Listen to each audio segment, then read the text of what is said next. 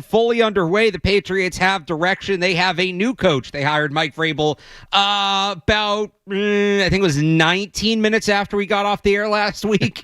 So myself and Matt Dolph at the time, we talked about Vrabel's a potential hire plenty, but Cerrone, we get to be the last ones on the station to fully react to this hire here almost exactly a week later. But good morning, and I'm excited to get your thoughts after we missed you last week. Good morning, man. Good morning, man. The breaking news always comes soon as we get off, but it's all good, it's man. Really, especially in the offseason, it's becoming a pattern. Somebody's not waking up until 9:55. That's what it is. But, I mean, right. It's all good. But, hey, man, look, they got their guy. This is the guy they clearly targeted. He wanted them. They wanted him. And as throughout the week, the moves they made with the coaching staff when it comes to specialist coaches and stuff like that, they're already starting to, he's already putting his imprint on things. So this is what they want now. This is what they got. And let's see what they do around him and how they build this thing going forward. So I think he was the right hire. I've talked about this, but just to kind of put a bow on it now that he is hired. Look, I think Ben Johnson would have been a good hire for his own reasons. Yeah. But for this team being in the state it is in right now, Mike Vrabel was the guy. They need a proven commodity, a guy who can build a program, a guy who's done it before. Yeah, you get some of that whoopsie-doo stuff that you saw, obviously, last night with Ben Johnson, but one of the things I always talk about with first-time head coaches, can they manage a game? Having a wide receiver throw a pass downfield late in a playoff game, needing a score? Yeah. It doesn't exactly speak to great game management. So I think Vrabel was the right guy. If you want to say that there should have been a more extensive search, they should have talked to more people before hiring him. There's certainly a case to be made there. I wouldn't disagree. Yeah. But ultimately, I think they ended up with the right guy because, again, I think what makes him the right hire for me, Cerrone, is they need some sense of direction. They need somebody to go in there and get everything moving in the same direction, everybody working towards obviously the same goal of like building a winning team, winning a Super Bowl, but how is that being accomplished? What are the core concepts? What are the pillars? What are their fundamental beliefs that their decisions are based on? It's tough to say they had a bad program last year because I don't really know what their program was. It never really got established. Mike Vrabel's a guy who has done that, has proven he can do it. And, when he goes up there, when he talked on Monday, he's talking about things he's done in the past. Obviously, he's got to deliver. He said a lot of good things. He's got to deliver, but it helps that when you hear him talk about some of these things, he's talking from a place of experience. He's talking having done it before. Yeah, and I think the one key thing with him coming in is not only the veteran experience he has, you already hear the rumblings that he's probably going to be surrounded by more veteran guys. He's not going to have a bunch of first-timers all around him. He's got a bunch of veteran guys that have been there, done that. They all understand what needs to be done. They all recognize the same strengths and weaknesses, and that's only going to help the players on the field. It's going to make the Keon Whites better and Drake Mays better when they have experience and surround sound around them when they're in practice or in game situations and not a bunch of confusion. And I think that's one of the biggest things we saw from this Patriots teams last year in key situations was just confusion, not knowing this guy is not sure, this guy, one guy is thinking one thing, even in coverages and key defensive and offensive situations was just blown coverages, confusion all over the place. And I think having a bunch of veteran guys around this young team helps quiet all that confusion and guys, like you said, that direction of knowing what I'm supposed to do, where I'm supposed to be. Now, it comes down to now is catching the pass, getting the foot down, making the block. But I think just making these guys smarter on the field, I think is one of the key things that having a veteran staff would do for these players. Yeah, look, we both talked about this a couple weeks ago. Vrabel, Ben Johnson, Gerard Mayo, Bill Belichick. No coach was winning with this roster. Yeah. They need, and I'm not talking about, incremental improvements. They need significant roster improvements, not just this year, but what's going to be really over the next couple of years in order to get to a place where they can compete and they can win. But once they have those players in place, to your point, Mike Vrabel is a guy who has elevated talent. Those Tennessee teams, as much as I love Derrick Henry and he himself is an elite player, that team he took to the AFC Championship was not exactly an elite roster. They were good. Like, it wasn't a bad team, but I don't think you look at them as like, nobody's calling that team a wagon right? Yeah. Personnel-wise. So he and his program have a history of elevating talent, and we're hearing about him starting to bring in some of those guys he either had with him at Tennessee or overlapped in other stops. Mike Reese, in his notes on ESPN.com this morning, laid out some staffers that are seemingly in the process of following Mike Vrabel to New England, so starting to put that thing together. What's your biggest, and look, I say this as somebody who liked the Mike Vrabel hire. No, I don't know if there was a perfect option out there, right? Yeah. What's your biggest concern with Vrabel as a head coach? Like, what's the biggest if with him in this hire? You know what? It's nothing to do with X's and O's. I'm wondering if he's too old school. Okay. If he's too, like, I understand holding guys accountable and all that stuff. And a lot of fans, we want the tough guy in here. We want the tough guy that's going to get these guys in line. I'm wondering how many of these guys nowadays want coaches that want to be like that. You know how the hard-nosed coach. I wonder, not saying he shouldn't be doing that. He shouldn't provide that leadership, but I'm wondering, is the message going to get through the way he wants it to, the way a lot of fans want it to? And, we need to get something to establish a hard culture in here. It's like, we get that. But is the player changed to where that type of coach? Are they looking for more of a friend than the strict uncle? Because he seems like that type of guy. Now, I'm a little older, but I'm used to coaches like that, the guys that get in your face on the sidelines and they hold you accountable for what you've done. But he even mentioned it. He mentioned it himself. I think it was at his press conference, and a couple other things he's done after was, you got guys coming out of the NIL system, the transfer portal, making a ton of money. They got the Bentleys already when they show up as rookies. And are they going to really fall in line like the players did in the past? And I'm wondering, is he going to be able to give a little bit in order to kind of be on the same page as these guys, or is he going to continue to be the old school style coach and try and be strict with these guys? And will that message go over the players well? We know he was very popular with players in Tennessee. Like we've heard from a number of players in Tennessee that spoke highly of him. Now that was a few years ago, and you have, like you said, the NIL. It's just a few years, but the kids coming up with NIL, that certainly changes a lot. I do still think there's those players out there that want to be coached that way. Yeah, I think there's significantly fewer than there were maybe 10 years ago. I know you and Leroy got into a big thing about this. Was it last summer? About like the mentality of the modern athlete. Oh yeah. So I think it's different. It's very different. I think they're still out there. I think there's less. Luckily, I think they might have one in the quarterback.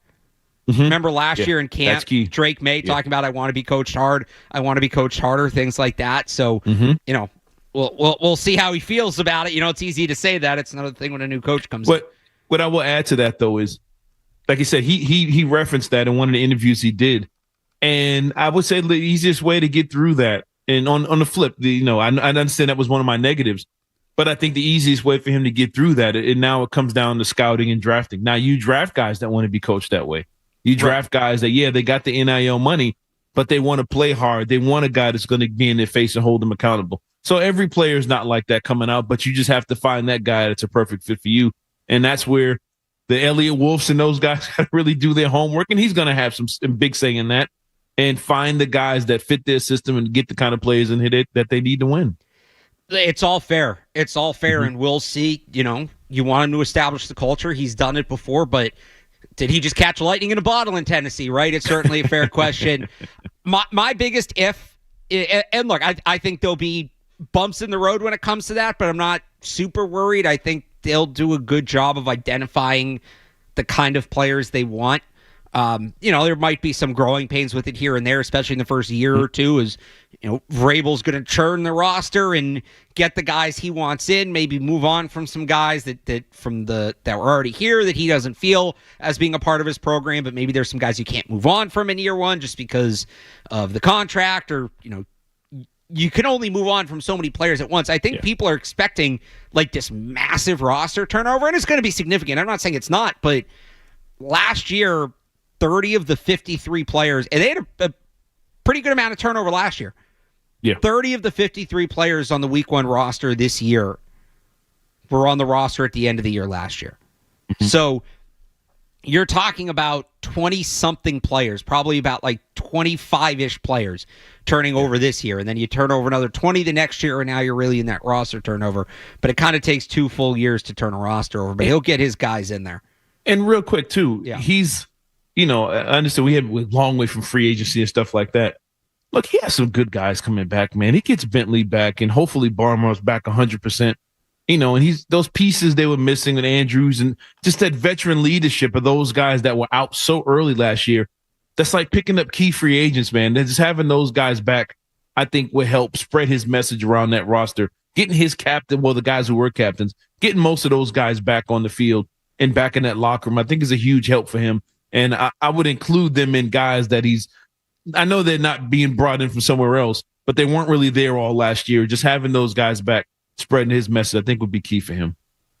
My biggest question on so again, I it's all fair, but I think the bigger question for me is the offensive coordinator. And people might roll their eyes at that and be like, well, you just kind of, dumped over Ben Johnson earlier in the segment. I still think Vrabel was the right hire. That doesn't mean they don't need to get the offensive coordinator right. Is it going to be somebody we're familiar with? Is it going to be a new face? Is he going to try to find his own Ben Johnson? We got some news on that Friday night and yesterday about the offense coordinator search. I want to get into that next. Plus, you want to call in, talk Patriots with us, 617-779-0985. We're off and running here on the Sports Hub Sunday Kickoff. More Sunday Kickoff is on the way on the Sports Hub. Big Four.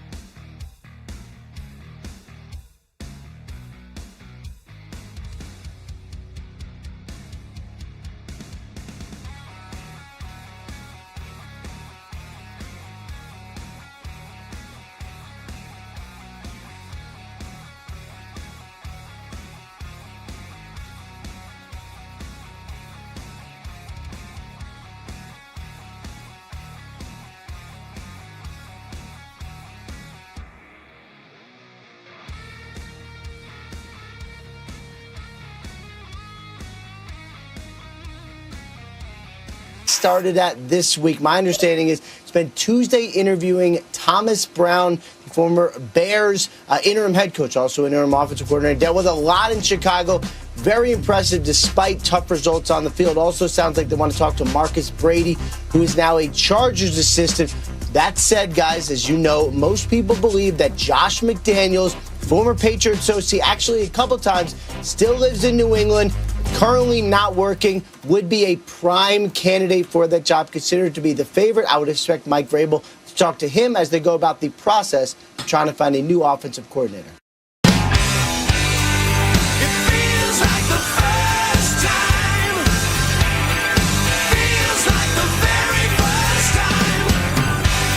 That was Ian Rappaport yesterday on the State of the Patriots offensive coordinator search. I'm sure we'll get more from him about 5 minutes after we go off the air. Today, it's Alex Barth and Cerrone Battle here on Sports Hub Sunday Kickoff. And that is the big question now with Mike Vrabel's coaching staff. Who is going to run the offense? Because one of the bigger tasks Mike Vrabel inherits, at least early on here in his Patriots coaching career, is continuing the development of Drake May. And Vrabel talked about this at his press conference on Monday, kind of said, look, I'm going to teach him, situational football, game management, things like that, but also talked about how important it is to put good people around a young quarterback and how important that is to their development. So I don't think you have Mike Vrabel out there teaching like mechanics or things like that. That's going to come down to the offense coordinator. The quarterback's coach may be the same person as it kind of was last year with Alex Van Pelt. We do have a couple of interviews now. These happened one happened during the week, was reported on Friday, and then we got the other one yesterday. So they've talked to Thomas Brown, who's the interim head coach of the Chicago Bears, and was their offensive coordinator, and I think started as their quarterback coach. He got that interim promotion a couple times this year in that mess that was Chicago, but by all accounts, he did a pretty good job for what that situation was. And then they talked to Chargers pass game coordinator Marcus Brady. So both these guys are from the Frank Reich tree. That's some Andy Reid influence, that kind of West Coast air raid system. Wouldn't be a terrible fit for Drake May. It's not the same as what he ran last year, but there's certainly carryover. I think there's certainly connection there. Do you want a first-time OC? Do they call Frank Reich, who this is his system, and maybe these guys will be on staff? You heard in the clip there, Josh McDaniels is still viewed as the favorite. That obviously would be a very different system. A lot of different ways they can go here. I don't know that there's one definitive right answer. There's certainly some that are better than others. Where are you at with the offensive coordinator search here, Cerrone? Well, it seems to me Josh McDaniels' name is being passed around similar to the way Vrabel's name was before the Patriots made the hire. Almost like not a done deal, but he's at the top of the list. And I understand that McDaniels as a coordinator has been good. We've seen the Mac Jones thing. We go back and forth on who gets all the credit with that, but he was here when it happened. He was here when they scored a ton of points with Mac Jones. Running game was great. Passing game was above average. Made the playoffs, so you got to give him credit for that. I mean, as a head coach, you've seen the McDaniels thing, but as a coordinator, I think he'd be pretty good. And my only question is, no matter what coordinator they bring in, how much are you changing around Drake May? Is he going to come into this year and almost be like a rookie again because he has to relearn different things and different systems? How much are you going to change what you've already taught him? Or are you going to, or are you going to build on what he's already learned and say, okay, now that you've learned this part, we're going to take this to this level. We're going to expand what you've already done. And I think that's the key, no matter what coordinator you bring in, is are you hitting the reset button with Drake May in this offense and completely changing everything? Or are you kind of helping it grow bigger and further than what you thought? 'Cause, I mean, the kid didn't come in until halfway through October or whatever. Right. So he never really he wasn't getting 100% of the starter reps. I mean, we saw Jay Daniels was given the keys from day one, and he was running that offense like crazy up until now he's going to NFC Championship game. But I think there's something to having a system in place early on to help this kid get through. That way, come September, he already knows everything in and out. And I'm just wondering, whoever they bring in, are they going to start making drastic changes to where he has to basically start over again? And I don't know if that's good for his development. Well, the nice thing is should have full training camp, which obviously he didn't have last year. He was splitting time with Jacoby Brissett. I understand why he did that. I'm not saying it was wrong, but This year he's going to get the full go to prepare. And I think that's what you weigh, right? So with Josh McDaniels, the pro is sustainability and proven process. We know his offense works. It worked here for a long time. It worked here beyond Tom Brady. He got with Mac Jones as a rookie. They were the 6th highest scoring team in the league. And then he left, and obviously they really haven't recovered since. But they were 6th highest scoring team in the league with Mac Jones at quarterback as a rookie. He also had, honestly, what I think is more relevant is the 2020 offense that he had with Cam Newton. Now, was that offense spectacular? No. But you look at their number 1 receiver was Damiere Byrd. Their number 1 tight end was Ryan Izzo. Cam, look, deserves a ton of credit for that year for doing what he could, but he was cooked. Like, let's be honest, he was done at that point. But they still had their moments, and in that year, why I think that year is particularly relevant is you saw he has an ability to develop a quarterback run game.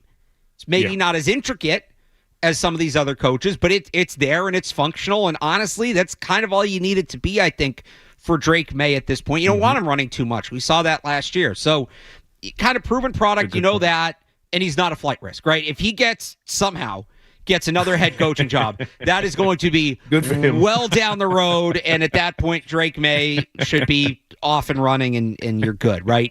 The flip side, but he runs very different offense, and it is going to be almost like, I like the way you put it, Cerrone, kind of like another rookie year for Drake May. Now, the flip side is you go find one of these West Coast coaches. There's a bunch of them out there. Some of the guys they've talked to would be examples. Josh McCown in Minnesota, who was Drake May's coach in high school, somebody you could look at. Clint Kubiak, who's been getting a bunch of interviews. You go on and on and on. There's a whole list.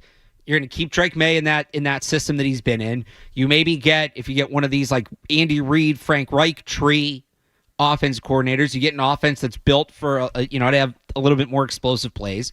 But now it's really on Vrabel to have that pipeline, because if you hire somebody like Josh McCown or Marcus Brady, he's going to be gone probably in 2 to 3 years. I don't think... If it works, he's gone. Right. A lot of people are like, you only have 1 year. That's being a little dramatic to me. I think if the offense is so good that the coordinator's gone in 1 year, man, wouldn't it suck watching an offense that's that good, Cerrone? What a problem that would be. What a major issue that would be, right? Like Ben Johnson's there for 3 years. So you have a couple years, but it is like shorter term.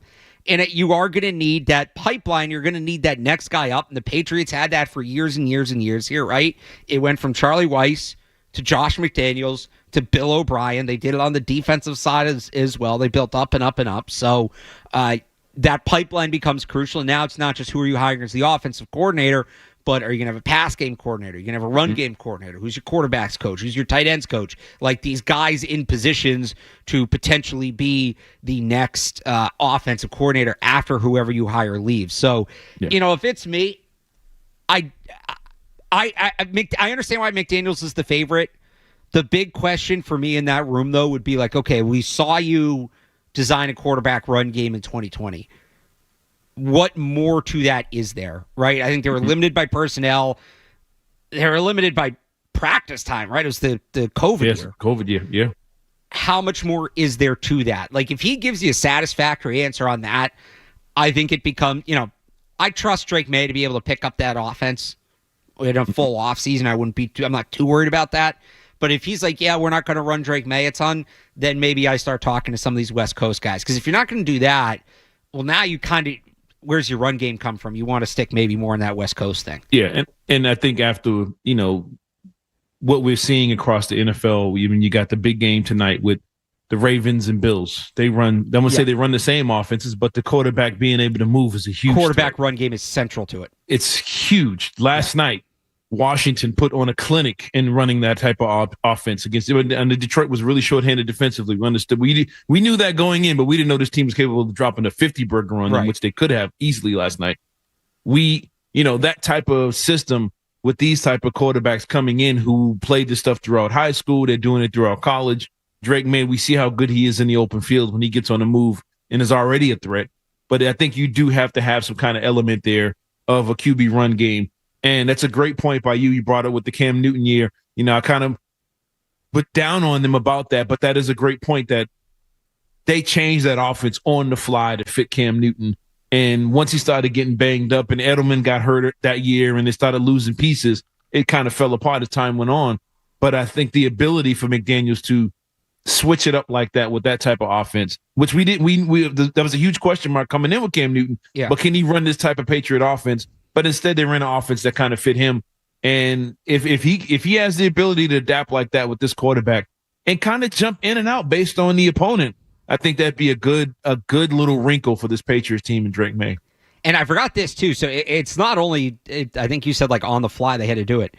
It's not like they signed Cam in March. Yeah. And then, we're building it out all spring. I forgot about this. They signed him, I knew it was later. It was July 8th. Mm-hmm. So really late in that process. And that's the thing I love about McDaniels is adaptability, right? Mm-hmm. We talk about offensive systems, and a lot of that, people think that means like what plays you're calling. It's as much kind of verbiage as it is anything else, especially with a guy like McDaniels. His bag's as deep as anybody's. Yeah. And don't get me wrong. I think a lot of people are down on McDaniels in New England. I think, one, because they remember him as a head coach, which you're not hiring him as a head coach. And two, I think because there's some like, they remember being frustrated with him at times, which is valid. He's not a perfect offensive coordinator. When I look at it big picture, though, the warts in his philosophy to me are worth putting up with. Yeah, he gets overly conservative on third down sometimes. I don't love his play sequencing at times, but his bag is as deep as anybody's. Mm-hmm. He can. You want to run power, gap, zone. The passing game concepts. It's expansive, and it's not going to be as expansive with Drake May, at least not in year one, as it was with Tom Brady at the end. You're going to build to that, but he can go in a number of different directions, and he does a tremendous job of adapting the offense to fit the personnel at hand. And I think that might be valuable for a Patriots team that's going to be moving a lot of pieces personnel-wise the next few years. Yeah, and I think one key thing, man, with him, there's pros and cons with all these guys you bring in. You bring in somebody who's really unknown. You don't know how he's going to respond to certain situations. You don't know how he's going to respond personally. What kind of person he is when he gets, in tough situations. You don't know how you're going to deal with them during the week, during training camp, during a long season. One thing with McDaniels, you do know what you're going to get with him and Vrabel is these guys know each other. The ownership knows this guy. Everybody in the building knows this guy, and they know how he's going to respond. Him and the rest of the coaching staff, they know what he's thinking of along this drive, or what he's going to do when he gets in certain situations, what he's going to do on the goal line, what he's going to do in the red zone, midfield, that decision making. You know what he's going to do as a coaching staff, so you're comfortable with that to the point where Vrabel doesn't have to look over his shoulder and question and worry. How's he going to respond? I know what he's going to do. I'm not worried about that. And I think having a guy in there that you already know and you already know his tendencies, yet we know his goods and bads. We know he can get on your nerves with this or that, but I know what he's thinking in this situation. And I think that goes a long way to just being an efficient team that doesn't make the bonehead mistakes, like you said, on third down or in the red zone, things that this team just shot themselves in the foot with last year. I think you can eliminate all that just having somebody there that you actually know and know what he's thinking in key situations. And that's all just one side of the ball. They're going to need to find a defensive coordinator, too. Let's get to that next here on Sports Hub Sunday Kickoff. More Sunday Kickoff coming up on the Sports Hub. Get on up! And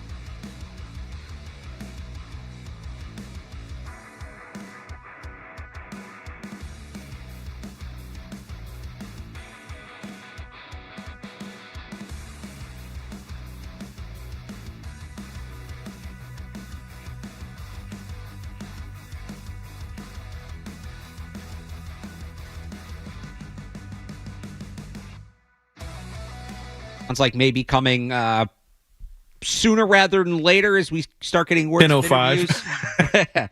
At 10:05, exact. Yeah, they'll give us till like 10:15. They usually give me just enough time to like get set because during when it's not football season, I don't have to go to a game after this because I'm in like work mode after the show. I'll hang out for a couple hours, get some writing done. So they usually give me just enough time to get set up, start writing something, and then like have to throw all that aside. That's what happened last week. Have to throw all that aside for the hire. So they'll give us a few more minutes. But we're going to get offensive coordinator, defensive coordinator, and new GM by the time you get to your car. Maybe a trade too. Anyway, that's the most important hire. So it's funny. I was on last week because I'm still hanging out here, right? And Matt McCarthy and Leroy Irvin were on. So I came in. I did a segment with them about the hire. We were talking a lot about offensive coordinator. And, you know, kind of at the end of the segment, McCarthy turns to me and goes, well, what about defensive coordinator? I was like, you know what? To be honest, I hadn't even thought about it. I really hadn't, because I was looking at defensive coordinators for Ben Johnson, because that was going to be the crucial hire for him, that I completely forgot. Oh, yeah, Vrabel's going to need a guy. And there's some names that are out there, some more veteran names. I know Jimmy Stewart threw out Jim Schwartz. Mike Reese had some names in his piece this morning of guys that are connected. via the Tennessee Titans background.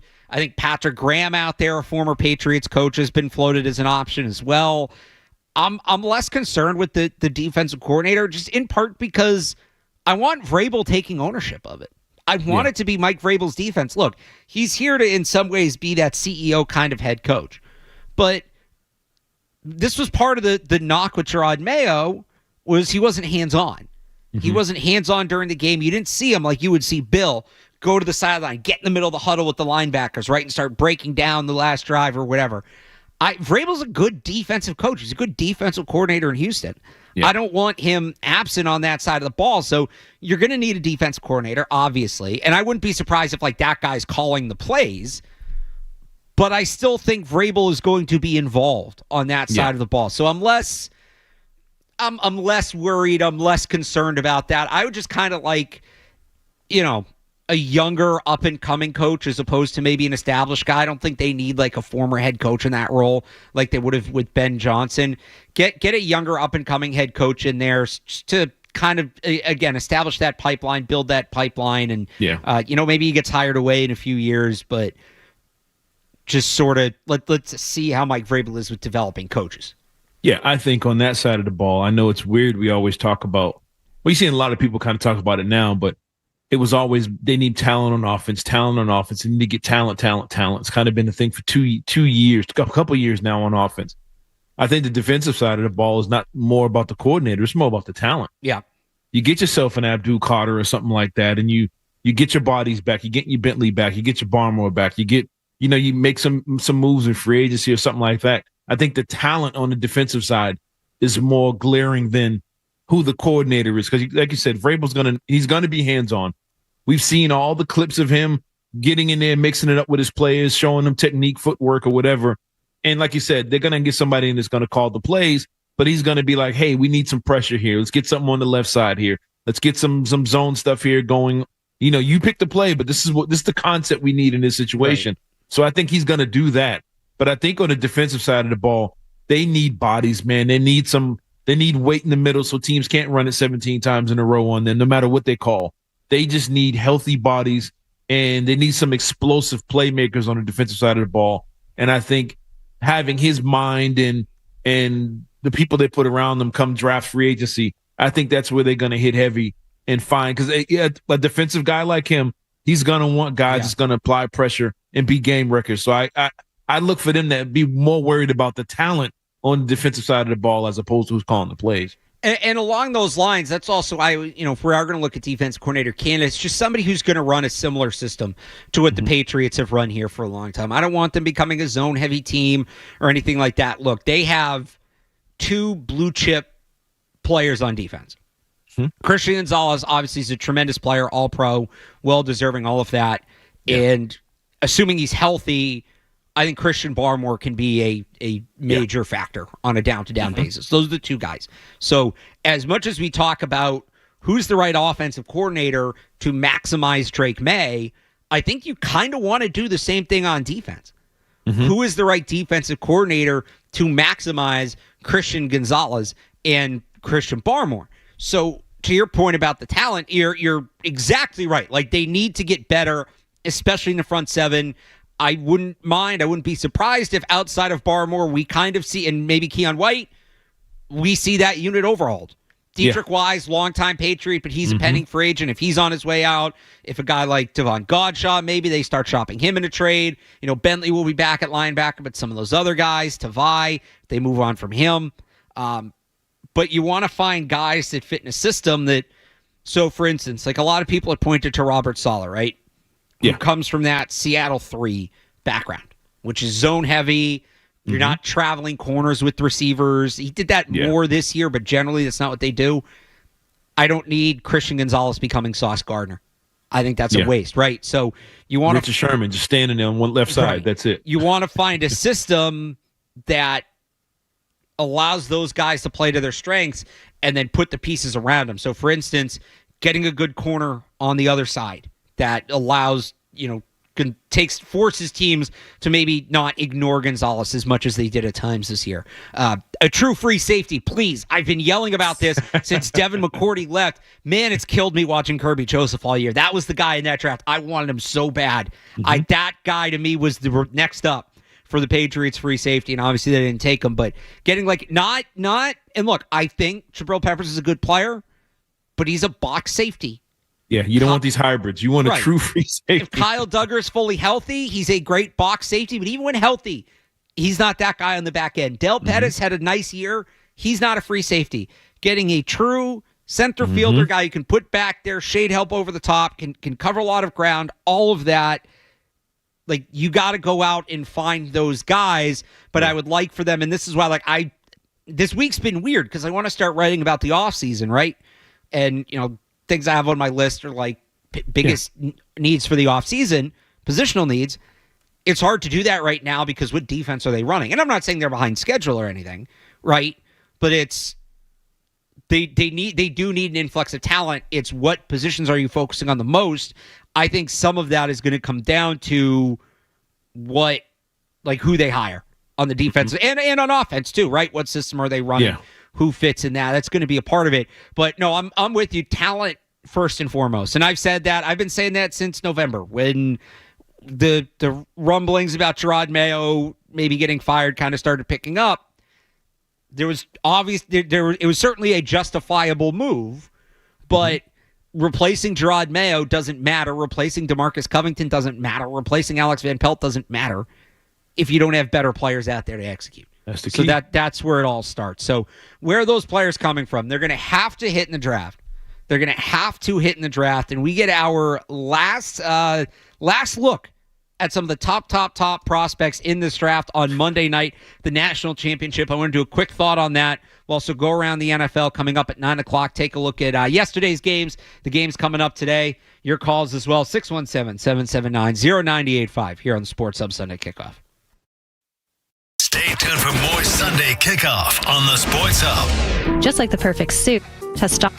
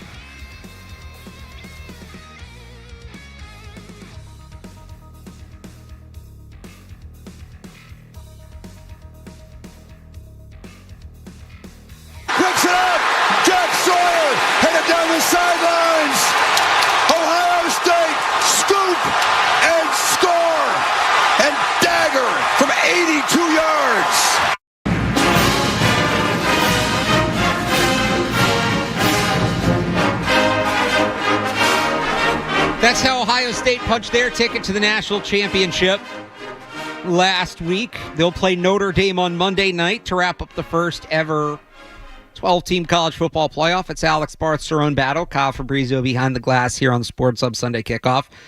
So last year, Cerrone, if you remember, when we were doing the draft, I kind of kept having this sort of, I don't know, it was like a tongue-in-cheek, like, can they just draft Texas? Can the Patriots just draft the Texas Longhorns and be done with it? There were so many players there. And now, look, good thing they didn't end up with Quinn Ewers, right? He kind of got exposed this year, but there were so many players from the linemen to the receivers to the defense that it was like, there's so many guys that make sense for the Patriots. Like, can they just draft this team? Yep. That team for me this year has been since before they made the college football playoff, has been the Ohio State Buckeyes. Yeah. There are so many potential Patriots on this team. So many. And we're going to get one last look at them Monday night. So and there's a couple guys on Notre Dame too. You know, the funny thing about Notre Dame, from a draft point of view, they have a corner, Benjamin Morrison. He's probably going to be a first-round pick, but he's hurt. They got a couple other guys that are banged up that are among their top picks. Xavier Watts is a safety. He's projected to go in the top 100. He's a pretty good player, but like you could argue Notre Dame's best NFL prospect might be the head coach. Marcus Freeman, who I know some teams have, it's been reported some NFL teams might want to talk to, but from Notre Dame, or from Ohio State, it's just like there's so many guys you look at on that roster that, is that guy a Patriot? Could that be a Patriot? And for me, if people have, been listening to me, have been reading me, have been following me on Twitter, my guys, Jack Sawyer, as like if they trade back up late into the first or at the top of the second round, get a solid 3-down edge setter, can get after the quarterback a little bit, is going to set the tone, is going to be a leader in the locker room, all of that. But there's so many guys like Buka, right, the wide receiver. I know a lot of people like Josh Simmons, the tackle. He won't play in this game. He injured his knee in October, but he's a guy from that roster. The running backs, especially now with Mike Vrabel, if he's going to try to mirror what he had in Tennessee, Quinshaw Judkins, Travion Henderson, both make a lot of sense. The corners as well are both kind of prototypical Patriots corners, though they've had rough seasons. I would bet there's at least one future Patriot on the field in that game Monday night. I would say two, because of Vrabel. That alone. Yeah. If you know these guys from Ohio State like this, I'm pretty sure he knows that roster upside down. I like Mbuka, as an extra receiver. He's just so physical. He's being overshadowed because of that explosive freshman they got coming in there. But I like him. And I tell you the one he's not going to be a Patriot. But we talked about this a few weeks ago, how there's going to be a J.J. McCarthy in this draft, the quarterback that's out of nowhere, and Howard's playing his way right into that. I'm not saying he's going to be great or anything like that, but if he wins that game tomorrow, I think he's going to be dropped right into the top 10 this draft, and they're going to name all the teams. Oh, the Jets need a quarterback. This team needs a quarterback. He's going to fall right back into it. But you mentioned, I know he's not going to play, the corners from Notre Dame. Yeah. And when we first started this thing, you was like, who do you think, is going to win it? This is after the first round when Notre Dame, I forgot who was they beat that first game. I think it was they beat Indiana. They beat Indiana. Yep. The biggest takeaway from that game, when you asked me who was going to win it after that game, I said I wouldn't be surprised if Notre Dame won it. It was because of those corners. Those dudes just stick to everybody. Now, I don't know if that's all coaching or whatever it is. They just seem to be in the right place at the right time. And like you said, it could be the coach. It could be the reason why his name is being thrown around out there like crazy. But that secondary from Notre Dame, man, they're a physical bunch. They stick to everybody. But Notre Dame as a whole, I think they're just very physical. And their run game is just, they're brutal. They don't look like they're big, explosive guys, but they are. They just play with a toughness. And I think one of those running backs from Notre Dame is going to go. Not saying high. Yeah. But those corners in Notre Dame, man, they stand out to me. That secondary, all in all. So I wouldn't be surprised if a few of those guys, I don't say end up being Patriots, but end up pretty high in the draft, especially if they put on a show tomorrow night against that passing game of Ohio State. Well, you mentioned the front, too. Riley Mills, who's a defensive tackle for Notre Dame, is a guy I liked for the Patriots last year. I thought he was going to come out last year, and he went back to school. He's hurt, too. So that's another guy where if we were to go through, like I talk about, there's so many Patriots fits in this game that are playing. That's not including Josh Simmons, the tackle from Ohio State. That's not including Benjamin Morrison. That's not including Riley Mills. I think, if I remember correctly, Howard Cross got banged up too at one point, a defensive lineman who could be a fit. He might be back. I don't remember exactly what his injury was, but there's even more guys from these teams that are maybe Patriots fits but aren't playing. But I would bet there's at least one future Patriot on the field Monday night. Jack Sawyer's my guy. I like the running backs too. Again, Simmons we can talk about, but technically not on the field Monday nights. We'll revisit that at another point. Before we wrap it up on this, who you got? Tomorrow? Yep. Oh, man, I got Notre Dame for that reason, for their secondary. I think Notre Dame's going to make it hard for them to move the ball downfield on big plays. I think they're going to have to run the ball a lot. And if they put the game in the quarterback's hands and Howard's hands and throw it 35 times against Notre Dame, they're going to get burned. I think Notre Dame's defense, their secondary is I don't know if they're just smart. Like I said, smart, coaching, athletic, maybe all of the above, but they just seem to be in the right place at the right time over and over again. And in today's football, if you can shut down the aerial game, you got a good chance of winning, or if you force turnovers. And I think they're going to do that tomorrow night. So I picked Notre Dame from the jump, and I'm going to stick with them to win it tomorrow night. I still think it's Ohio State. I picked Ohio State from the beginning in spite of Ryan Day. I think Ohio State is the best. They've had the best roster in the nation from day one. Yeah. We didn't even talk about, so for all the great players Ohio State has in this draft, their two best NFL prospects are not draft eligible. Not even draft eligible. Not just yet. one. Not just Jeremiah Smith, the receiver. If you'll allow me to get a little ahead of things, Cerrone. Go ahead. The 2026 draft, and we'll see what happens this offseason. But if I were to do a way too early big board for the 2026 Patriots, we talked in the last segment about them needing a safety. Boy, would I love to see Caleb Downs up here. That guy can freaking play, man. He's so good. He might be, I don't know, Jeremiah Smith's pretty good. I don't want to get too caught up in the moment, but their two best players aren't even draft eligible. So I think Ohio State, but keep an eye on Will Howard. It's a good point. I just double back to that real quick. If he does have that J.J. McCarthy type of rise, maybe now he's going to be quarterback. They're going to talk him up all for months. Yeah. And now maybe there's another quarterback teams are trying to trade up for. So that could be relevant for the Patriots. So keep an eye on that as well. Again, the national championship is Monday night. And then no more games to be played. So now we will be fully after that in the pre-draft process. There are playoff games in the NFL, to come. 2 yesterday, 2 more today. Let's get to those next. 90 seconds, no commercials, just the headlines here on the Sports Hub Sunday Kickoff. From the Town Fair Tire Studios, this is Boston's home for sports. Your home for every Patriots game. It's going to look different, and it's going to smell different. WBZ-FM and HD Boston 98.5, the Sports Hub, a Leslie Media Group station. Sports Hub headlines. The Patriots offensive coordinator search is underway. We learned between Friday night and Saturday the team has already reportedly talked to 2 candidates. Bears interim head coach Thomas Brown and Chargers pass game coordinator Marcus Brady. The NFL playoffs roll on today after 2 games yesterday. 2 teams already punching their tickets to the conference championship. The Chiefs are going back once again. They beat the Houston Texans 23-14. And the Detroit Lions season ends. It's a one and done as the 1 seed as the Washington Commanders went into Ford Field and beat them 45-31. And the 2 games to come today at 3 o'clock. The Rams visit the Eagles, and then at 6:30, the quarterback matchup we've all been waiting for as Lamar Jackson and the Ravens visit Josh Allen and the Bills. The Celtics and Bruins both lost in overtime yesterday. The Celtics fell 119-115 to the Atlanta Hawks, and the Bruins lost 6-5 to the Ottawa Senators. Both teams are back at it tomorrow with a 1 o'clock start for the Bruins and 5 o'clock start for the Celtics. Both of those games can be heard right here on 98.5 The Sports Hub. Sports Hub headlines are brought to you by Safety Insurance, providing comprehensive coverage for your auto, home, and business. Ask your independent agent about safety. I'm Alex Barth on Boston's Home for Sports, 98.5 The Sports Hub. Your next update at 10 o'clock. Boston plays here. Coming through the slot. Close shot. Save. Rebound. Score. 98.5, the Sports Hub.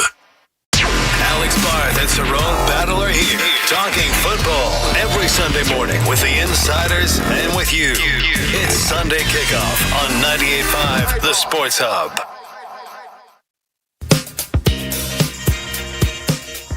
Pick a target. You pick it. Take your pick. Pick me. Pick me. I did not pick. There was no pick. Pick him up. You pick him up. Pick. I pick. Pick me. Take the teams. Pick one, jerk. 4 games, divisional weekend, 2 down, 2 in the books. So we get to get a little more into these games, and we will start with the 4 o'clock, the early window game yesterday between the Kansas City Chiefs and the Houston Texans. Let me hear you say hell yeah. The Chiefs win this one 23-14. They're going back to the AFC Championship. They will host the AFC Championship again. They are the 1 seed. Look, credit to the Chiefs. They're winning a ton of games, all that. And, like, the Texans did not show up to tackle yesterday. But, and look, the end goal is to win games. So this isn't necessarily a knock on the Chiefs. It's more about the NFL as a product. When's the last time the Chiefs played, like, a watchable game? Ooh. Since Tyreek Hill was there. Right? It's kind of tough. And it's not even the referee stuff. Like, no, that just adds to it. There's a lot of people, and this is, I'm somebody who likes defensive football, but it's really a grind sometimes to get through those games. It's weird because it's like you're expecting with every snap with Mahomes just some magical crazy play, and this ends up a 3-yard gain. And then the next play, it's a 4-yard. Then they get a first down on a Mahomes, busted coverage. He runs for 5, gets it. Then it's repeat. Instead of Mahomes running for 5 and getting it, he hits Kelsey. For some reason, people do not cover on 3rd down. He's the slowest dude on the field. He runs 5 yards and turn around and puts his hands up. And he's just open every single time. I don't understand that. And they just do that over and over again and wait for the other team to make mistakes. Which I don't knock them for that, but yeah, they really haven't been the explosive, high-powered, fun team, the ring around the rosy thing on the field. You haven't seen that in a few years, and it's, hey, they're winning. Give them credit for that. They're doing what they're supposed to, but they're not the most pleasing to the eye team in the NFL right now. I will say this. I think there's a lesson to be learned from the Chiefs, and it's always dangerous when you have these, like, great teams and trying to emulate them and things like that. But there are 3 teams this season that did not score over 30 points. The New England Patriots, the Las Vegas Raiders, both those teams will pick in the top 6, and the Kansas City Chiefs. They scored 30 twice. They never went over 30. And I guess the lesson I would say is you hear people talk about, well, the Patriots, the offense has to get better. You can't win in this league without scoring. You can't win without scoring. You can't win without scoring. You do need to score. You do need to be able to score over 30. Like, you want that club in the bag. What the Chiefs are doing, it's kind of to an astronomical level, but I do think it's a reminder that let's not only focus on the offense, the defense needs to be better too. Defense. Because you are going to need to stop teams from scoring. You look at the flip side last night, the Detroit Lions, the offense, even with 4 or 5 turnovers, kind of did its part. We'll get to that in a second, but the defense was nowhere to be found. So I think that's a lesson to be learned. Can the Chiefs, is this for real, though? Or was this just a bad Texans team? It was not. The Texans weren't bad. They just made bad mistakes at the worst times. Going forward on 4th and 10 and then taking a sack that's 15 yards back, putting Kansas City already in scoring position. That's a mistake you have early on. The kicker, that's 9 points he leaves on the field. The protection on the kicking game. At one point, one of the kicks, 2 of the blockers on the outside for the Texans were facing the kicker when he kicked the ball. So I don't think he's supposed to do that. But it was just poor execution all the way around. And look, the blows to the head on Mahomes that extended 2 drives, 2 scoring drives to them didn't help. But the Texans shot themselves in the foot in that game. We've been saying it all year. If Kansas City plays the way they've played most of the season against a Buffalo, who they've already lost to this year, and the way Baltimore's playing right now, they're going to get blown out. I don't care where the game is. And I just don't see Baltimore or Buffalo leaving Travis Kelce open 12 times the way he was in that game in certain situations. And I look, as good as they are, like I said, this team reminds me of the 2019 Patriots. They were 12-4. They were a good team, but you knew something wasn't right and it wasn't going to end well. So I still believe that with Kansas City. Is it going to be this round or in the Super Bowl? I don't know, but I don't think they're going to beat any of these teams that are left at the way they're playing football right now. Real quick on the refs. Good for the ESPN booth for calling them out. That's as much as I've heard that's bad. A broadcast booth go after officials in at least a long time, maybe ever, during an NFL game. You see it in college more. During an NFL game, that's as much as I've seen. And they kept hammering it. And good for them. Kept replaying, even bringing it up later. Well, this happened in the second quarter that cost them a chance to get off the field on third down. They kept bringing that up because those are momentum swinging plays. Massive. And look, there's other reasons that the Chiefs won, but when you get to the watchability of a product and then people start bringing the gambling thing into it, like they need to be more consistent. I'm fine letting players hit the quarterback, but if you want to protect those guys, protect them. Goff, and it is a stupid rule, but when a quarterback throws an interception for the entire return, he's considered a defenseless player. I hate that rule because he can make a tackle, but okay, fine. Then Frankie Louvu blowing him up yesterday should be a penalty. Yeah, we just need consistency. And I'm fine if the Goff thing's not a penalty. I'm fine with that. But just then don't some call of the the penalties stuff, on the other games. Needs to not be a penalty. All right, let's move on to that game because I've referenced it a few times, the Commanders and the Lions. At the end of the day, I want to be known as Jane Daniels and not the next such and such. He is going to be known as Shane Daniels from here on. He was excellent in this game. The Commanders go into Detroit. They win 45-31. I kept having this thought, Cerrone, talking about the environment for Jane Daniels. This is one of the best environments in the National Football League that he's stepping into. And it's going to be tough. And I heard somebody say, this is an SEC-like environment. They forget where Jane Daniels played his college ball. He was not phased a bit, and good for him for that. Terry McLaurin is on a tear right now playing, and he's always been a good player, but this is some of the best football I've ever seen him play these last few games. Dan Quinn has that defense going. I'm rooting for the Eagles today just because I want an Eagles-Commanders NFC Championship game. I think that would be so much fun. That'd be great. It's great. It's great for the league. You know, we talk about just crossing sports real quick. What's wrong with the NBA and their ratings, whatever? Because you don't get these major matchups on primetime TV. To see Washington back in the mix, you know, Philadelphia back in the mix, Detroit. I mean, they've been hungry for years, but with them not being there, but Baltimore Ravens on the other side, Kansas City, the Buffalo Bills, just having these major NFL market, these teams. The Steelers were in it in the playoffs. Just having those names and those teams is great for the league. And look, I would love to see Washington get to the Super Bowl. It's been a really long time for them, but them against the Eagles would be so cool to watch. And no matter who wins this game tonight against Kansas City is going to be must-see TV. Oh, yeah. So the NFL has all that locked up. But Washington, look, man, it doesn't take much to take a team. They were picking ahead of the Patriots. They were the pick ahead of the Patriots. Yes, they were. They had Sam Howell, and they played. It was a Sam Howell-Mac Jones game last year that came down to a choo-choo drop. And here we are. We fast forward. This team is a 1 win away from the Super Bowl. People, it does not take much to turn your team around. Sometimes all it needs a little inspiration and a little momentum from a change of quarterback like they got from Jaden Daniels. So just hold on. Things can turn around pretty quickly. But Jaden Daniels, look, he's the man. I mean, that throw he made, that it's something like a 35-yard throw, whatever. That was so money and so on time. The receivers, he had a hand over his face. Let me just put my hands out. The ball's going to land right here. And it did. Gets him down to around the 10. They score on that. I mean, he's key. Everything around that team, and they believe in him, and it's carried him this far. So good for Washington, and it's great for the league. So I want to see how far that thing goes.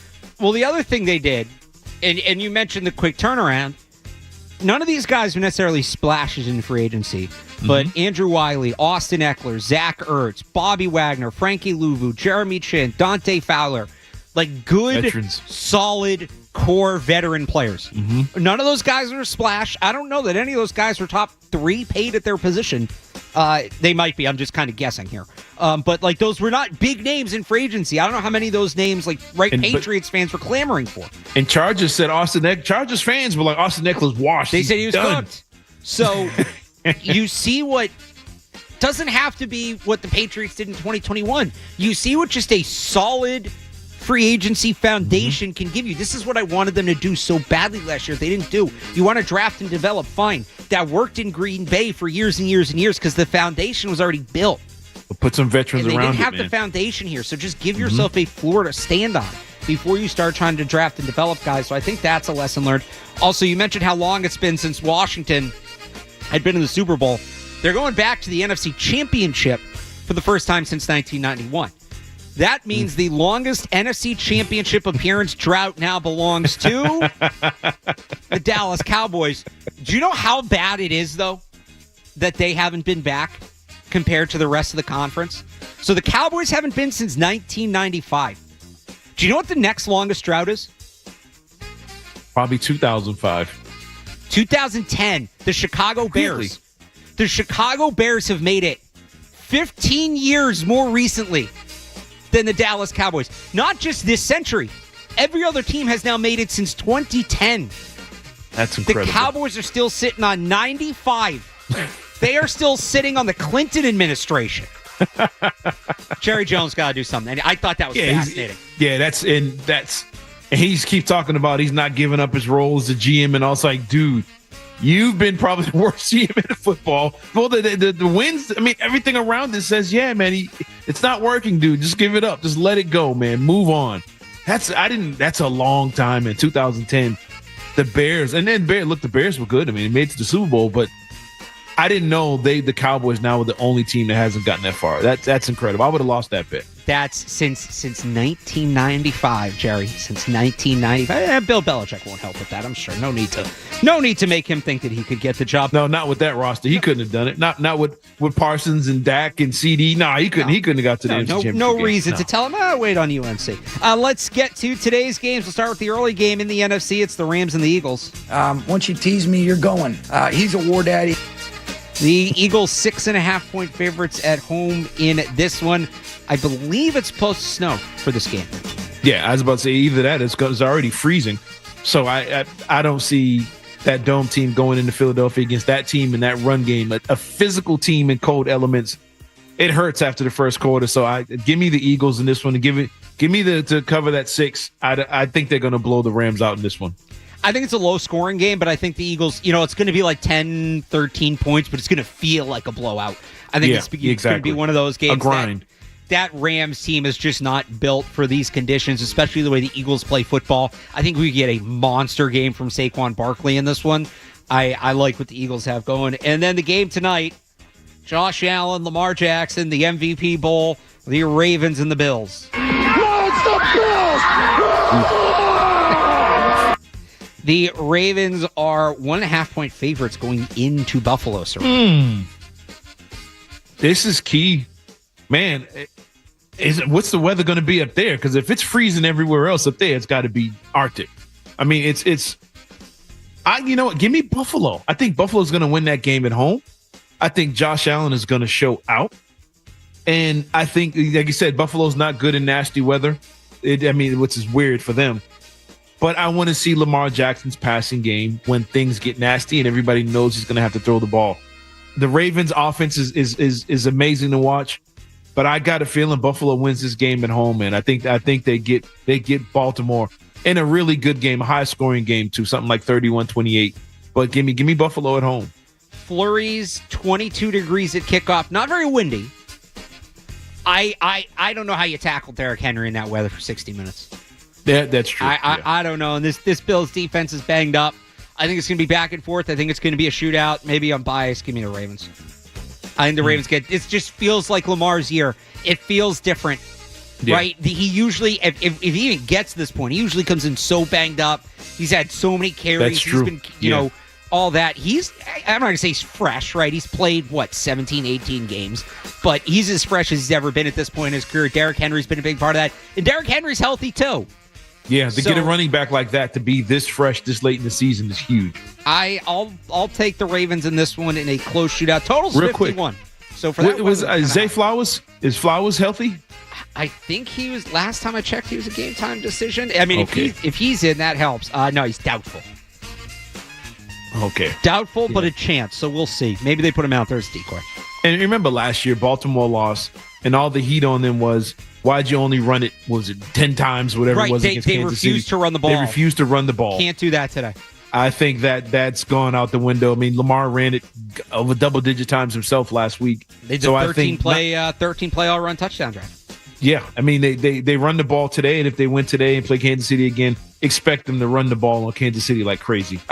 If they don't, then somebody's job's got to be up for grabs if they don't run the ball with Derrick Henry and Lamar Jackson. All right, that's the divisional round. Let's get back to the Patriots next here on Sports Hub Sunday Kickoff.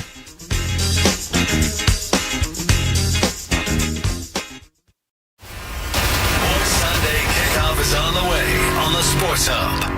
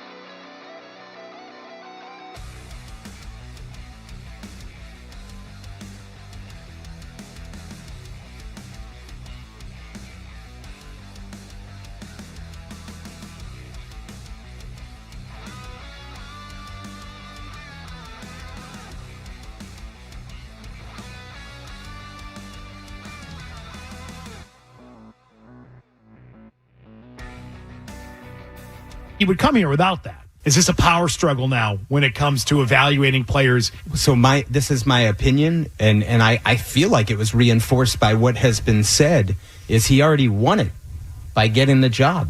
And so the way I view this is Elliott Wolf and his staff will do the work on evaluating the players because Mike Vrabel can't do that. There's too much to the head coaching job. They will present that to Mike Vrabel, and ultimately, Mike has got the hammer because I'm with you, Beto. I don't believe Mike Vrabel would have taken the job if he doesn't have the hammer. We're going to avoid the question of who has final say. I don't think anyone has said, I have final say. But to me, I'm going off the idea that Mike would not have taken this job if he didn't have it. So Elliott Wolf is a staff member for Mike Vrabel. That's how I view it. Element of the changes down in Foxborough. So Gerard Mayo's out, right? Got a new coach. As I said last year when they made this move, and as I said leading up to this move, Cerrone, the coach is part of it, but they need better players. And what really mattered to me more than the coach is who was going to make sure the roster got better, right? Before they made this move, assuming everything had said status quo, I kind of had the take that once Gerard Mayo steps off the podium after the Bills game, Elliott Wolf becomes the face of the Patriots. For all intents and purposes, as the head of the front office. Mayo's out, they restructure. Okay, who's going to have final say? And that, to me, sounded like final say, right? What Mike kind of laid out is that, and there's been other indications that it is Mike Vrabel. And Elliott Wolf's still there, and he's still involved with the player personnel department. But what he now essentially is a scout, which is what he's been for most of his career. And just kind of putting reports together in my mind, what I see is sort of kind of similar to the setup they had under Belichick, where, Vrabel's not, Bill is more involved. I don't think Vrabel's going to watch every single player, right? He's got more, he's got to coach the football team, but it's a matter of Vrabel kind of gets the vision, right? Goes to the personnel department, goes to Elliott Wolf, goes to Ryan Cowden, who he worked with in Tennessee, who's now here, was described as Elliott Wolf's number 2. I don't think we have a title yet, but Elliott Wolf's number 2. And so Elliott Wolf and Ryan Cowden, they go evaluate the players. They go back to Mike Vrabel. They say, here are your options, right? They narrow it down. Vrabel looks at the options, and it's up to him to say, these are the guys, this is the guy. This is the guy I want, right? He has final say. He's the tiebreaker. He's the one who's ultimately responsible for the roster. I would rather it be him than Elliott. I think Cowden being there is good. He's never had roster control before, so that's kind of new. And it'll be interesting to see when we get to free agency. Like, there's two sides to it. Being a recruiter, which I think he'll be good at. Yeah. I think he will be good at getting players to want to come play here. But then there's also the actual contract negotiation, which is where maybe somebody like Cowden or Wolf comes in. But it seems like Mike Vrabel is gonna build his own roster. How do you feel about that? Look, man, I mean, time will tell. And I'm wondering if his biggest obstacle, like I mentioned to you, I think in this messaging for the show itself, the biggest issue for him, I don't think it's his fault, but he has to make New England a destination again. He has to be able to get guys to convince their wives or girlfriends that, hey, maybe I can't go to New England. It was the Calvin Ridley situation. Brandon Ayuk, was he using the team to drive up the price? I guess so, whatever. But can he make this team a free agent destination? Can he land the big guys? Can he sway guys to come here? And can he make them say, you know what?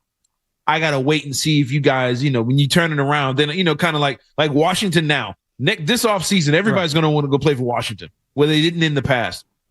I'm wondering, can he get over that hurdle? Now, does that take landing one guy and then everybody else falls in line? Or maybe Drake May has already convinced some offensive guys enough to say, you know what? If they come calling, I'm going. I'm out. I'm going to New England. I'm going to play for Vrabel. I talked to guys who played for him in Tennessee, guys who dealt with him in Houston. They say he's cool, whatever. Can he be the one to make guys want to come to New England and be a destination? Like we saw, they had a down year after Brady left, but in 21, they got the free agents. They got the guys they wanted. And can you do that again with him? If guys are willing to come here with the money that they have and this quarterback, yeah, you could be Washington next year pretty quickly. And I think having somebody like him having final say over who these guys are, who they want to target. Hey, I think it can help because I think he has relationships around the league where something Mayo didn't have. They didn't know Mayo like that. I think that these guys, enough people know Vrabel enough to say, you know what? Yeah, I want to go. Some guys who work with him in Cleveland. I don't know how many of those guys are free agents, but I'm just saying they all know each other. They're buddies. They have the same agents. Yo, what about that dude, man? You think I can go? Yeah, man, he's a good dude to play for. He's going to make you better at this position, whatever. So I think that's the one unknown with him. Can he make New England a destination? And if he can, if guys are willing to come here, I think that alone is huge, having him as a guy to have the final say of who they go after, who they bring in. And look, that you can change things really quickly if he has that kind of influence on players coming into free agency. And in the draft, I think him having final say over that, I trust him because he seems very hands-on, very scouty mindset, and he's tied into Ohio State and some of these other major programs. So I think he can and will land some I'm going to say some big name guys, but I think he's more tied into that college setup and system than we got from Mayo and other guys that were here before. So I really look forward to seeing what he's going to do this offseason with the draft and the free agency. And he's going to change the process, too. He talked about this week the use of analytics. And look, people know I'm not a big analytics guy when I talk about the math. And that's, DVOA, EPA, all these kind of made up numbers. What I do think is a good number and one that the Patriots could probably use more is like the real-time player tracking data, right? Not just using the 40 to see how fast the player is moving, but they have like chips now in the shoulder pads that will tell you he was going 20 miles an hour or whatever, right? Hey, this is top speed. This is how long it took him to reach his top speed. This is how long he maintained it. Things like that. Like, I think there's value in that. So he'll bring that to the front office. And then when it comes to free agency, look, if you start winning, you're going to be a destination no matter where you are. It's that initial wave that's going to help you to win where they're really going to need him. And you make a good point, even if it's not guys who have played for him specifically, right? Maybe they have a buddy or they have a teammate that played for Vrabel in Tennessee or in Cleveland. And it's like, hey, like, what'd you think? What was he like? And we'll see how he does in that regard. It's going to be an uphill battle. I know Albert Breer was on Zolak and Bertrand this week and kind of talked about, do we have it? All right, we have it, Kyle. So this is what Breer said this week about the Patriots as a free agent destination.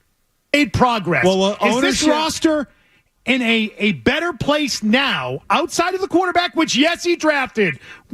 Credit. Okay. Is the roster outside of that one draft pick, which, again, Conkey the robot could have made, okay? Any idiot could have made that pick.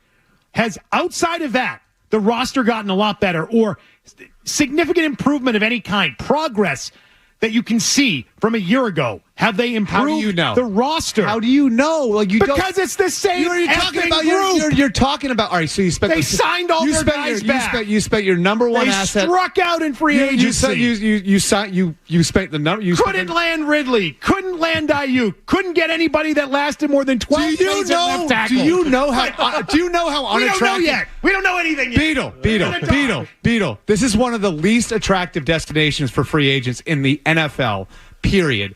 Millionaires tax, bad weather, no football players are from here. Like, that is what you're up against.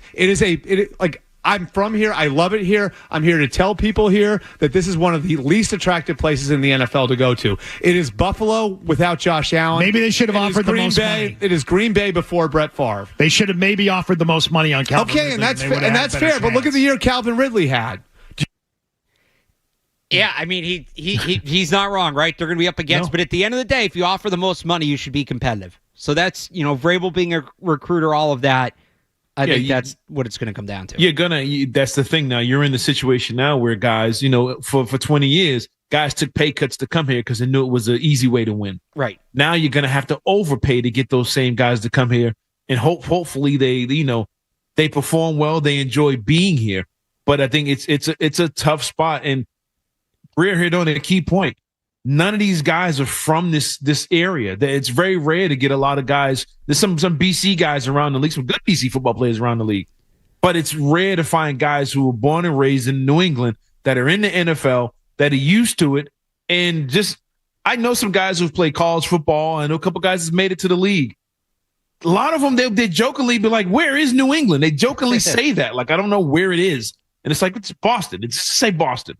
But it's a weird thing. So you have to convince these guys to come in here. When you got Josh Allen in Buffalo, yeah, you can do that. Just go play with Josh Allen.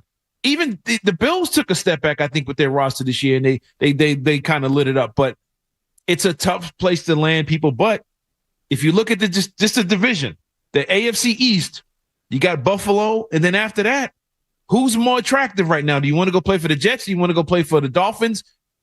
Or do you want to go play with Drake May? I think that quarterback gives you a boost over a lot of these teams in the league, and hopefully they can sell that when it comes to bringing free agents in. If you get one key free agent, I think you can get more. But it is a tough job for Elliott Wolf and for Vrabel. And it might take a year of winning with the current guys, a year or two, to make it a destination, but it's an uphill battle. But I think they can pull it off if they really sell this place on these guys. So who are those free agents that the Patriots should be targeting? Let's get into that next here on the Sports Hub Sunday Kickoff. More Sunday Kickoff coming up on the Sports Hub. Testosterone replacement.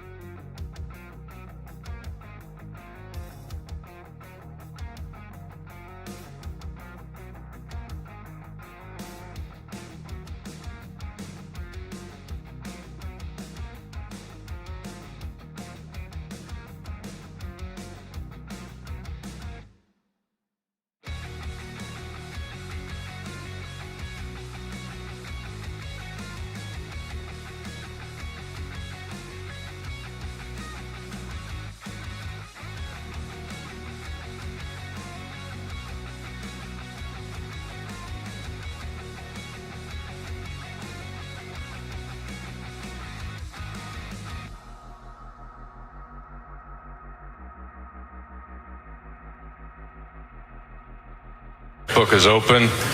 What are some of the top priorities going forward for you to fill some holes on this team? Well, I think that player acquisition, I think you look at what's available in free agency and what you can feel like you can sign and then see where you come out of that. But certainly you look at the teams that are able to, protect the quarterback and dictate the flow of the game offensively, making sure that up front we're sound, we're strong, whether that's through free agency or through the draft. That's something that's critical. The D linemen are just, they're getting better every year. They're getting more disruptive. They're getting bigger. They're getting more powerful. And so as they try to affect our quarterback, right, we have to have some things that counterbalance that. And obviously personnel is the first way.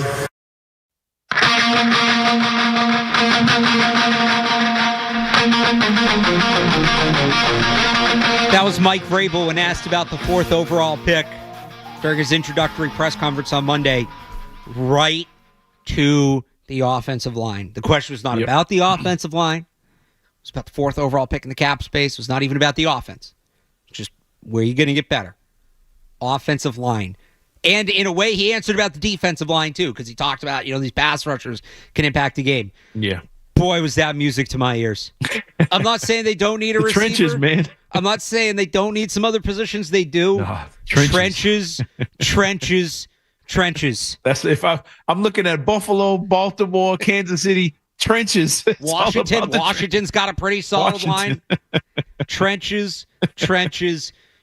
So, we've kind of talked a lot about the big picture philosophies, the coaching staff, but as the offseason does get rolling, and I sort of talked about this earlier, it's harder to talk about specific players without knowing who the coaches are, what systems they're going to run, right, the coordinators, things like that.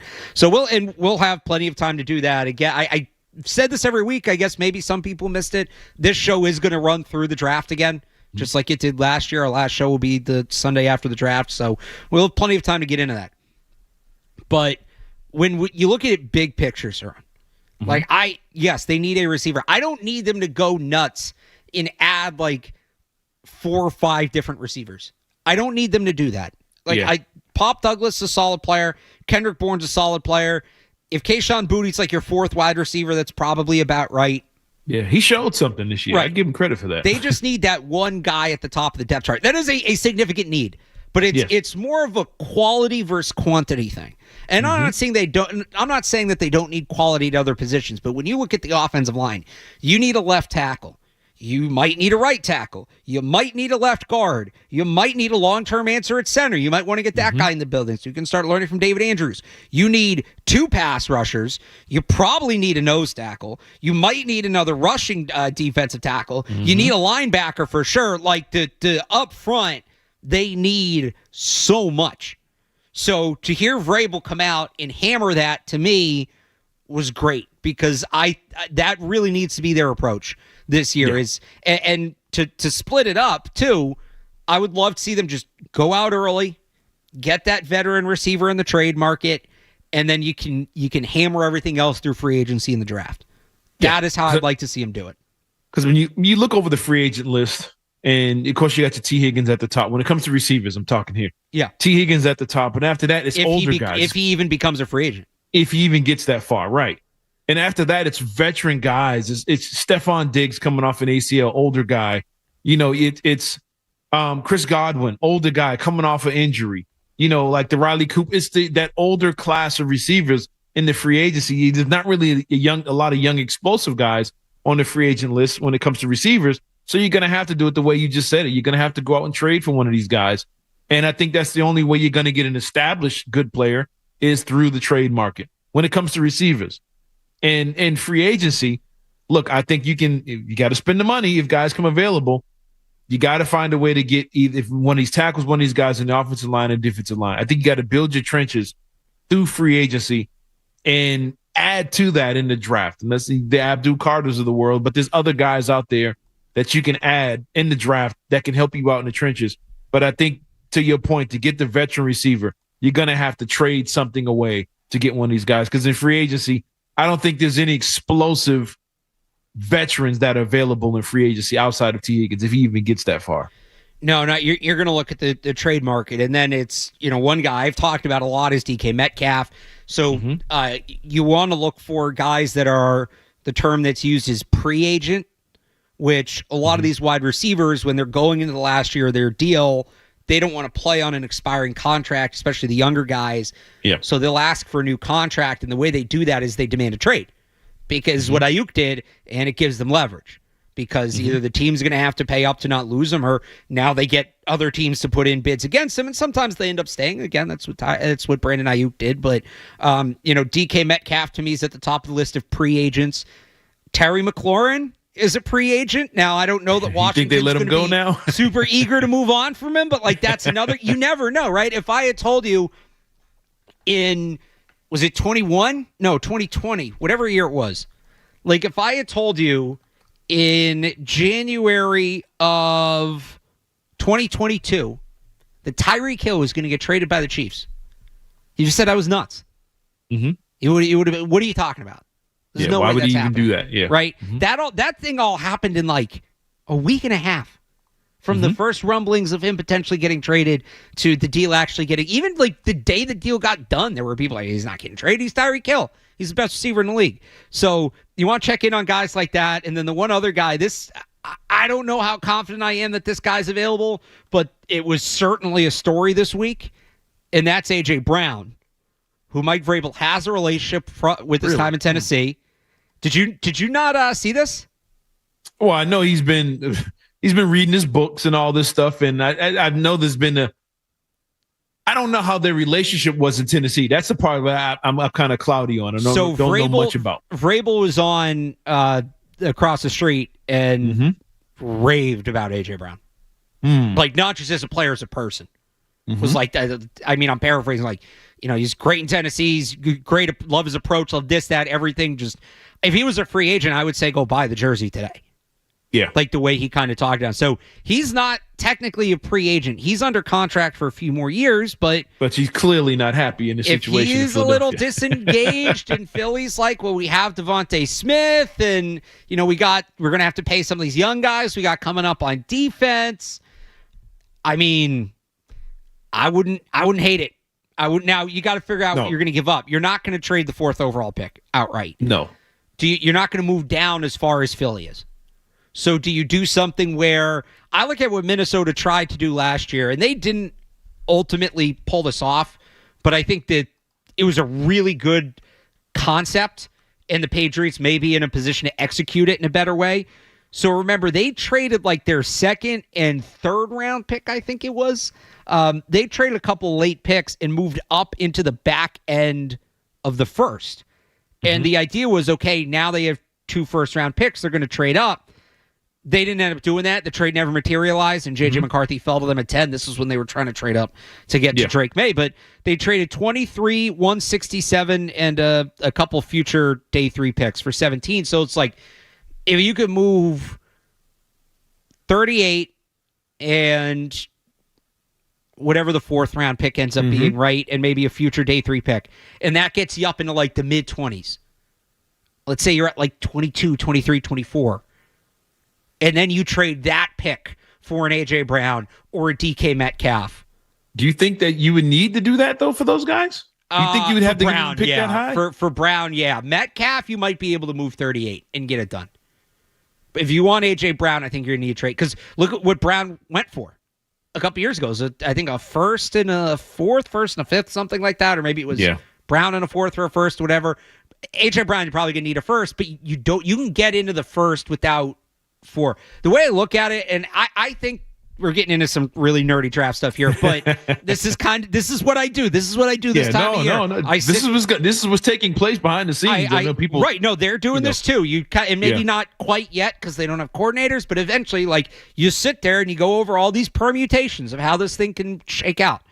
I think trading down from 4 makes sense, especially if Carter and Hunter both go in the top 3, which is a real possibility. Do not rule that out. That it is quarterback in whatever order, quarterback, Carter, Hunter, quarterback, Hunter, Carter, whatever. All right, so you're not sitting there at 4. The 2 blue-chip defensive players are off the board. If you move back to 6, the Raiders, they're going to take quarterback. So it's really the Jaguars at 5. So you'll still have a shot at least one of the tackles, maybe Tet McMillan. I think the Jaguars are probably going to be a defensive team that would they'd make a lot of sense for Will Johnson. We'll see who they hire as that coach. Again, it's still early. Independent of that, moving up from 38 makes all the sense in the world to me. Either to make a second first-round pick or to do it ahead of the draft and have that as a tradable asset. And if the Patriots are going to try to get one of these big-name receivers in the trade market, that might be what you have to do to get it done. And what did they get? Sorry here. What did they get in exchange? Where's it sitting now with the whole Judon situation? They got, so that's another good point. So they have 77. They got 77 for Judon. They have 69 in the third round. So if you couple, throw that in there, 38. So if you couple 38 and 69, you can probably get in the top 20. Yeah. Now I'm saying you can now flip that Judon pick to add to it. That's a good chip to throw on top of whatever you were going to offer. So that's anyway, some it's doable. Nerdy draft permutations. But look, they have the one thing they have, I can tell you without a doubt, they have flexibility. I don't know that there's one correct, exact, right path for them to go down. It's not like last year it was take Drake May. Yeah. Right? Stay there, take the quarterback. That's what it was. Yeah. And then in free agency, and they didn't do it. They didn't go down this path, but there was a clear, you got to build up the line. You got to get a receiver. And that was like, that's kind of what they had to do. There wasn't a ton of room to deviate from that and have a successful offseason. I'm not saying it can't go wrong this year. It's very possible. But there's a number of different ways that they can come out of this, I think, with a good offseason. And one thing I'll say to this, to those listening and those who see this stuff on social media, whatever, the way we just went into the draft and trading this and trading that, you might think it's boring or I hate that type of talk or whatever. Go back to the Albert Breer and Beetle exchange of this place not being a destination. This is going to be how they build their team. Good point. This is, I know you might be tired of it. You might be bored with it.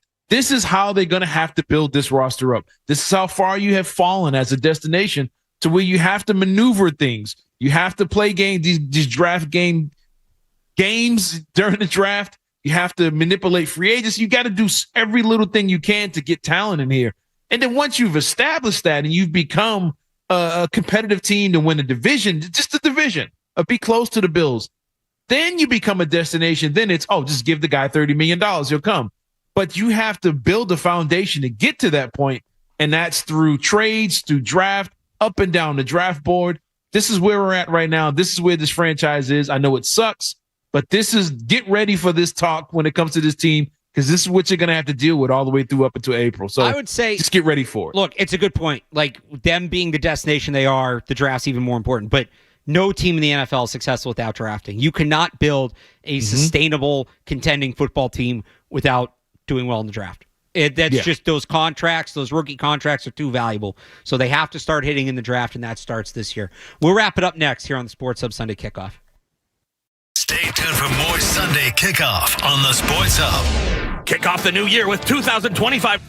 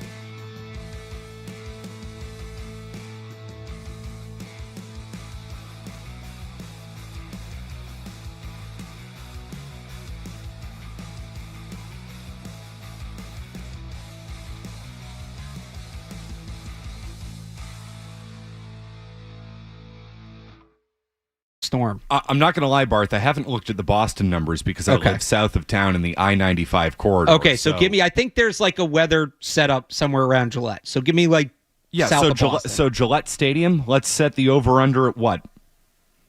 5 inches? I'm seeing 4 to 6 right now is the kind of prediction. So set it at 5. Right 5? I might go under on that. I think I'm going under too. You know why? Why? It's just to the right of Route 1. I think to the left of Route 1, just to the west of it, you're going to get over 5. But Gillette Stadium, we go down, Barth, you and I, we go down to the exact location. It has to be at Gillette Stadium, 50-yard line. It's wherever the National Weather Service measurement is. So we need to know we're getting a real measurement. What, at Norton? National Is that Weather where it is? Service, Okay. That's where the office is, in Norton. So we're setting Norton 5? West side of Norton, just over 5. Matt and Leroy coming up. Everybody stay safe for the snowstorm. Me and Cerrone will be back next week. Same time, same place. You missed any of the show, you can check it out on Sports Hub YouTube channel or Sports Hub Sunday Kickoff, wherever you get your podcasts. Hopefully next week we have coordinators. We can really start getting into some of these players, some of this offseason stuff. We will talk to you then. Bye.